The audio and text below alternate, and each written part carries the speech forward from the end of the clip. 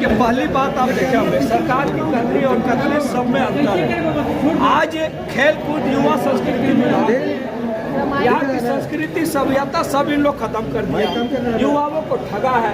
उन्होंने 1932 कह के युवाओं से वोट लिया, युवाओं को रोजगार देने का बात किया, नियोजन नीति 32 लागू करने का बात किया, किन्हीं क्षेत्रों में ये पूरा नहीं किया। और आज संयोग देखिए, आज जब नियोजन नीति को लेकर पूरे छात्र और युवा उग्र आंदोलन में, आज सरकार का उत्तर भी बाहरी मंत्री से दिलाया जा रहा है। कम से कम सदन में सदन का नेता थे तो हम लोग को उम्मीद था कि मुख्यमंत्री खुद अपने बात को रखते हैं। इसलिए हम लोग ने कहा ये जन विरोधी सरकार है, युवा विरोधी सरकार है। और पेयजल स्वच्छता विभाग में तो सिर्फ लूट ही है, चाहे ODF के नाम पर हो, चाहे शौचालय के नाम पर हो, चाहे नल जल योजना की बात करें।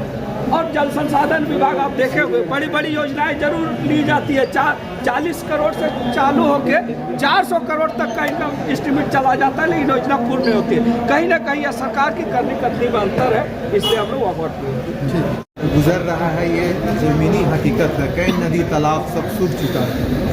आज झारखंड विधानसभा बजट सत्र का 10वां दिन है। जो भी विधायक है, चाहे पक्ष का हो चाहे विपक्ष का, मुद्दा उठता है लेकिन जमीनी स्तर पर काम नहीं। दोषी कौन है?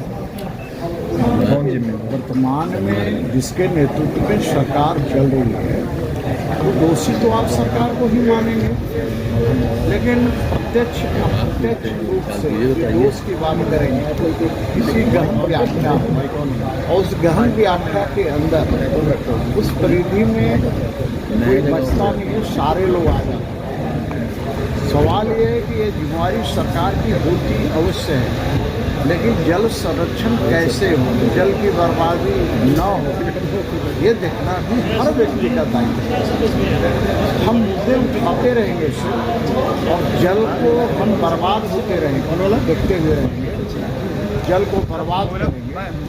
नहीं, मेरा भी नैतिक दायित्व बनता है कि हम जल को बर्बाद न करें। इसलिए सिर्फ सरकार को दोषी देना, हर बात में देना, मैं कम से कम इसमें विश्वास नहीं करता कि हर चीज़ सरकार ही दोषी, क्योंकि सरकारें आती और जाती रही, लेकिन उस व्यवस्था को बनाए रखने का दायित्व हम सभी का।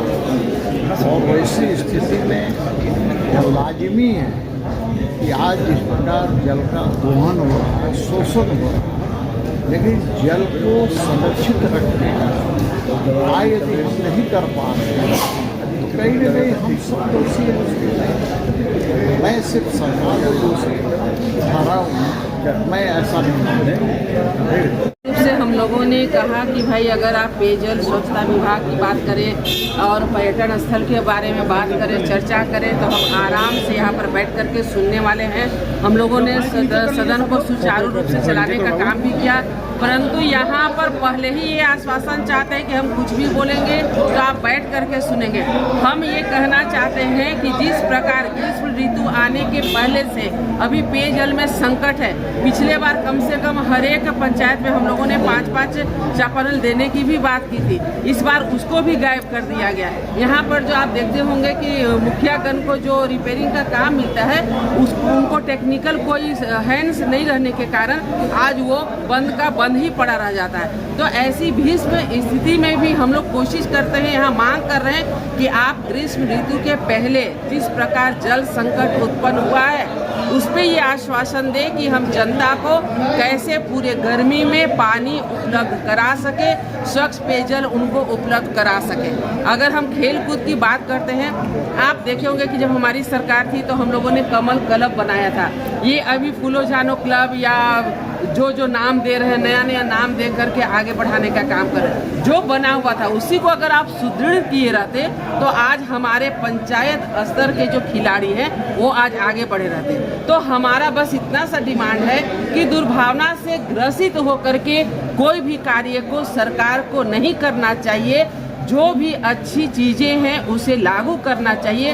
राज्य हित में या लोगों के हित में जो कार्य है उसे आप आगे बढ़ाएं। अगर कुछ उसमें त्रुटि नजर आए तो उसको आप उसमें संशोधन कर सकते हैं, लेकिन सिर्फ और सिर्फ राजनीतिक दुर्भावना से ग्रसित होकर के अगर आप किसी भी चीज़ को खारिज करते हैं, उसे दूर करने का काम करते, उसे बंद करने का काम करते, तो ये कहीं ना कहीं गलत है। राजनीति में कभी सत्ता पक्ष में हम रहते हैं, कभी विपक्ष में रहते हैं। ये तो लोकतंत्र की सुंदरता है, लेकिन इसमें राज्य हित को ध्यान में लेकर के ज़रूर काम करना चाहिए।